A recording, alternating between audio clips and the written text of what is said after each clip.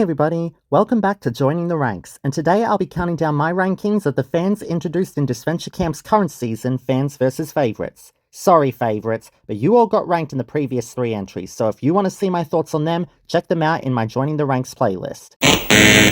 Full disclosure, here's my usual disclaimer that all opinions stated in today's video are mine and mine alone, and I ask you all to respect these decisions the same way you want me to respect your rankings in the fandom. Fans, don't fail me now. Let's join the ranks. Number 12, Finn.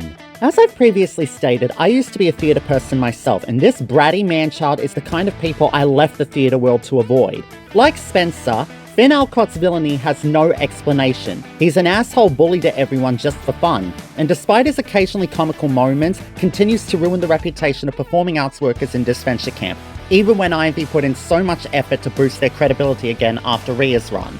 Not to mention, Tom is Jake's man, not yours. And you have a boyfriend too, so bitch, be loyal for fuck's sake.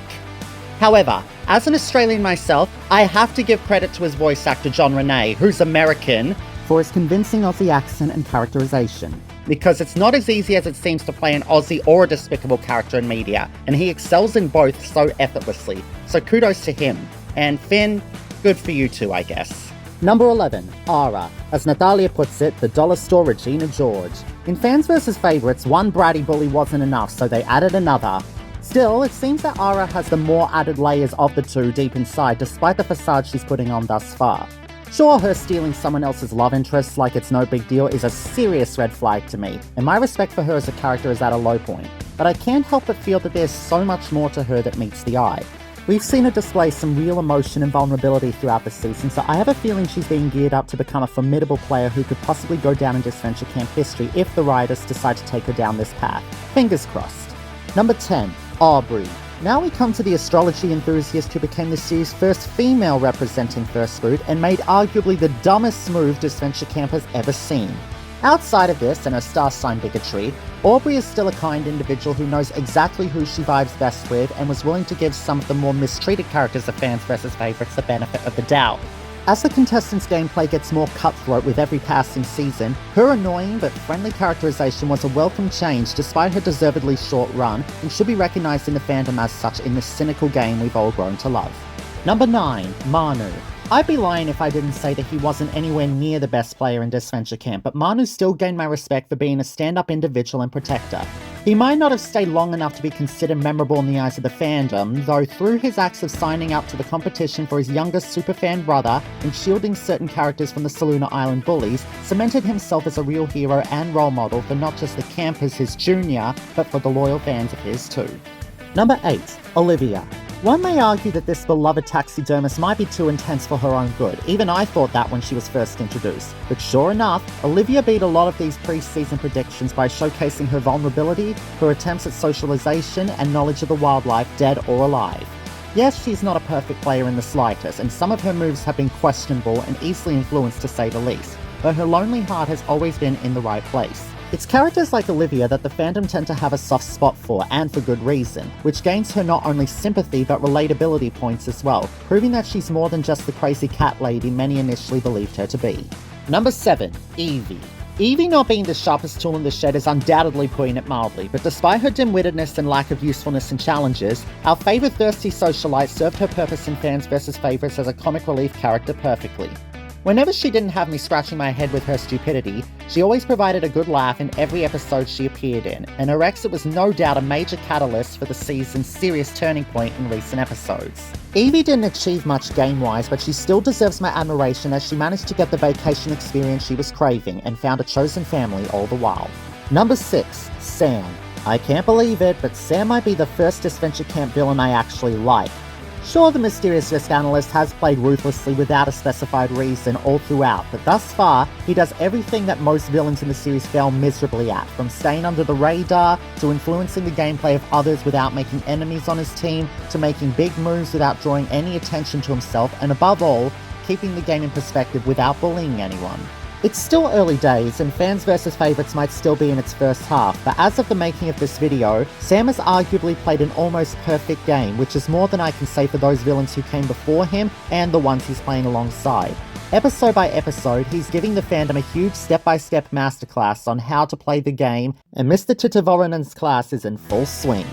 Number 5. Nura. At first I wasn't a big fan of Saluna Island's resident moody retail worker due to her cynical nature and apathy towards even the beautiful people of the world. Although I have to admit that Nura did grow on me as the season went on. We were soon introduced to a writer with a dream who had been let down by life, someone who's envious of those who have successfully followed their ambition, but a person who is slowly learning to believe in herself again and take life one day at a time. The path Odd Nation Cartoons is taking Nura on has been intriguing and beautiful to watch every step of the way, garnering her the adoration of most individuals in the fandom, myself included.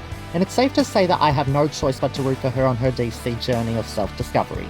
Number 4. Ernesto. If Rubbery is the middle name of any fan contestant this season, it's the beloved Ernesto. Soft-spoken yet influential and inspiring all the same, Senor Sabatiera spent his limited time in the game making a lasting impact on not just the fans team but every loyal viewer in the fandom, which rightfully deserves all the respect in the world. He first gained my respect by playing the game with integrity and dignity as one often does in Disventure Camp, before becoming a role model to the younger campers who took the time to listen to him, proving his usefulness to the team even when most of the team dismissed his potential. It's a shame that Ernesto couldn't shine in the series for long, but he will always be as big of a series father figure as Connor and Richard were, and a true champion in my eyes for all time. Also, just a side note, isn't the moving beard he possesses when talking just the cutest? Number 3. Dunya. With one glance at this ever-so-wise witch, Dunya managed to cast a spell on the fandom and the fans team that made hating her impossible and loving her a lifetime guarantee. Infectious enthusiasm, approachability, loyalty, positivity, soul, plus good old-fashioned sugar spice and everything nice are traits that she thrives upon, proving that good witches and Wicca are out there, and that magic really does exist. Throughout her time on Saluna Island, Miss Makiese never failed to bring smiles to everyone's faces by providing her trademark wisdom to those who needed it most, forming a strong connection with her alliance that instantly made us want to be her friend too, and having the perfect social game all throughout.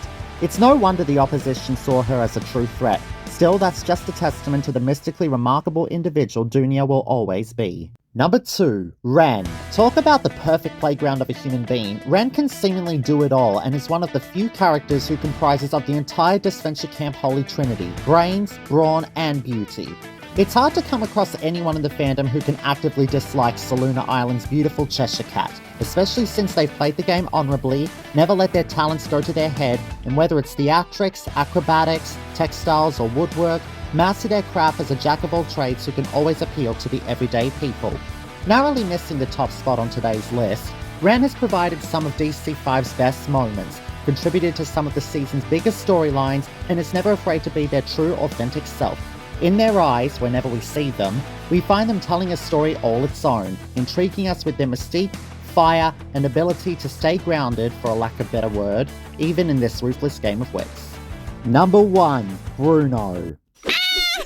Yes, this adorable little darling of a superfan might be a surprise to see on top of the list, but for me, Bruno managed to capture my heart with his uplifting joy, knowledge of the game, and search for validation. Throughout his run, he was an easy target for bullies on both the fans and favourites team, which broke my heart, but it never stopped him from following in the footsteps of his television heroes despite the obstacles in his way, proving his worth as both a fan and favourite. Even without the million, Bruno achieved what he set out to do more than he and a majority of the fandom realised by brightening up the days of his team in the midst of drama, finding role models who appreciated all he had to offer just as he was and found real friendships and a purpose in this cruel, messed up world of ours. In closing, my baby and cute personal assistant embodied everything a superfan is meant to be in Disventure Camp with his big heart and fair sportsmanship. Aiden should take notes on the latter, becoming a sweet, embraceable addition to Odd Nation Cartoons' character pool, and in my eyes, the Prince of Saluna Island to reign supreme. And with my rankings of the fans team and fans versus favourites, that's officially all the contestants of Disventure Camp ranked, but don't worry, because we still have one more ranking left as I'll be counting down my picks of the series staff in the next episode. In the meantime, feel free to leave a comment down below letting me know how you would rank the 12 fans of fans versus favourites without any discrimination whatsoever, agree or disagree. And be sure to subscribe to the channel and ring the bell to get notified for all my latest videos. I love you for watching, and from one fan to another, Bye!